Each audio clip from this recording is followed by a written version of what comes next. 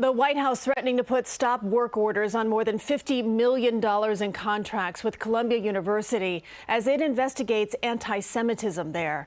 Billions of dollars in grants could also be at stake. As Lisa Rosner reports, the president also posted on social media today that all federal funding will stop for any campus that allows what he calls illegal protests.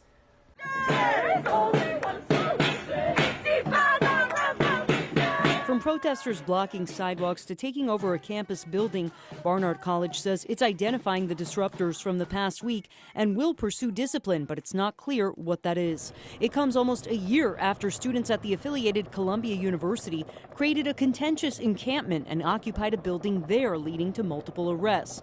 Tuesday, President Trump posted on Truth Social, all federal funding will stop for any school that allows illegal protests. Agitators will be imprisoned or permanently sent back to the country from which they came. American students will be permanently expelled or, depending on the crime, arrested. No masks. In the morning when I wake up and I put a shirt on and it says Israel on it, I have to think to myself, will this impact my social interactions? Will my professor see this and lower my grade on the essay?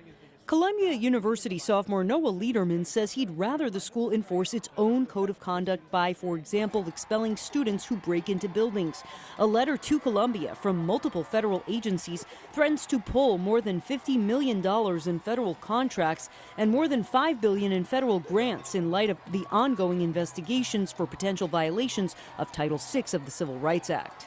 I'm certainly heartened to see the president focusing on anti-Semitism on college campuses. My concern with his statements would only be around free speech and making sure that those are always protected, civil rights. In light of Trump's post, we asked legal experts what makes a protest illegal. If there's a legal protest happening and there's a person who within that legal protest is committing some act that could be seen as illegal, it's still up to the DA to review. If you're barging onto someone's property where you're not allowed to be, it still constitutes trespass. It can be illegal. But when it comes to private campuses, she says the school determines what's permitted. Under Title VI, though, recipients of federal funding are not allowed to discriminate, and the director of legal policy for Stand With Us says that's why Trump may be resorting to pulling funding.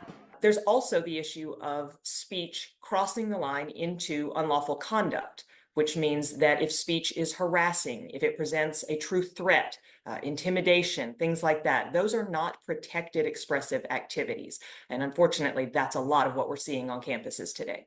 She says when protesters chant "Globalize the Intifada," it's a call for violence against the Jewish people and those supporting Israel, which she says should be considered unlawful.